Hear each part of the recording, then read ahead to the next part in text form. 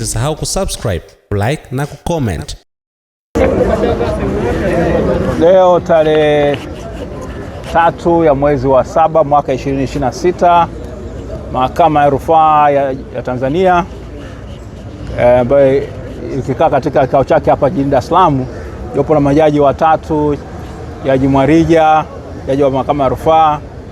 Jaji Zainabu Mruke, jaji wa Mahakama ya Rufaa, na Hamisi Amur, jaji wa Mahakama ya Rufaa. Ilikuwa nasikiliza kesi ya mapitio ambayo imeletwa na mkurugenzi wa taifa wa mashtaka DPP dhidi ya Tundu Antipas Mugwai Lissu, ambayo ikitokana na ile kesi ya uhaini ambayo iko bado katika mahakama kuu masijala ndogo ya hapa Dar es Salaam. Sasa maombi haya yanatokana na ule uamuzi wa mahakama kuu wa tarehe 24 ya mwezi wa pili mwaka 2026, ambapo mahakama kuu ilikuwa imekataa kupokea ile notisi ya ushahidi wa ziada toka shahidi ambaye tayari alikuwa ameshaorodheshwa katika orodha ya mashahidi wa mahakama ya ukabidhi au mahakama ya komito, ile mahakama ya hakimu mkazi ya Dar es Salaam inayokaa pale Kisutu. Sasa upande wa jamhuri au kuridhishwa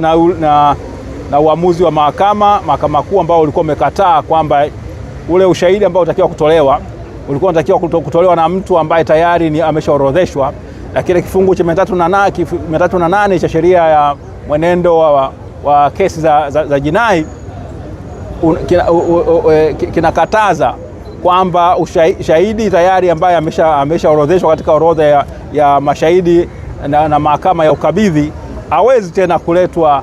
kutoa ushahidi katika ushahidi mwingine au ushahidi wa ziada katika mahakama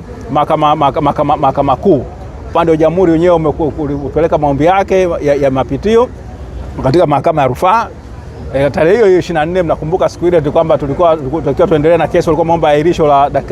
dakika 50, wakaenda wakatumia saa 4 nzima. Baadaye waliporudi ndio wakatuambia kwamba wakatuletea hiyo notice, na walikuwa mkumbuke walikuwa wamezima na simu zao ili wasipatikane wakipigiwa kwamba tayari mahakama iko tayari kuendelea na kesi. Walivyoibuka saa 8 na karibu saa 9 kasorobo ndipo walipokuja na hiyo notice kwamba wamekata rufaa mahakama ya wamepeleka na maombi ya mapitio mahakama ya rufaa. Sasa kesi hii imechukua, mwenyekiti ameweza kuonyesha wazi kabisa kwamba tokea tarehe 24 ya mwezi ule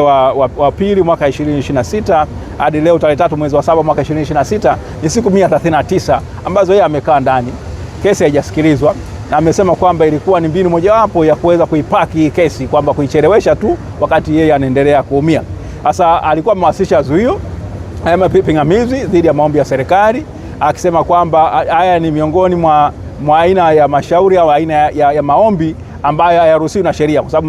mahakama inapotoa uamuzi mdogo kuhusiana na hoja yoyote mahakamani, basi wadau hawaruhusiwi kukata rufaa au kupeleka maombi ya mapitio, labda tu pale ule uamuzi unapokuwa umetolewa uwe na ile hadhi ya kumaliza kabisa lile shauri au kuamua kwamba nani kashinda nani kashindwa, na kwa maana hiyo kuna hukumu au kuna uamuzi ambao unaamua moja kwa moja haki za wadau. Kilichotokea siku ile ilikuwa ni kwamba tu kipande cha ile notice ilikuwa imekataliwa na kesi itakiwa iendelee. Kwa hiyo kama wameweka pingamizi, upande wa serikali wanasema wao walikuwa sahihi, wao walikuwa wanapinga kwamba mahakama ilikwenda ianza kujadili ule ushahidi na kwamba hawakusikilizwa kutokana na kujadili ushahidi. Mwenyekiti Tundu Lissu ameweza kuonyesha kwamba amepitisha katika rekodi ile akionyesha kwamba jinsi ambavyo mahakama ilitoa nafasi kwa pande zote mbili kusikilizwa, na kwa maana hiyo basi hilo dai la kusema kwamba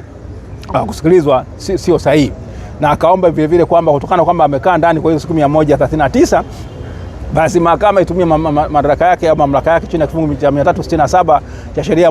ya makosa ya jinai kuweza kumpatia fidia. Na akasema kwamba yale yote ambayo yamefanywa na mkurugenzi wa mashtaka wa taifa wa mashtaka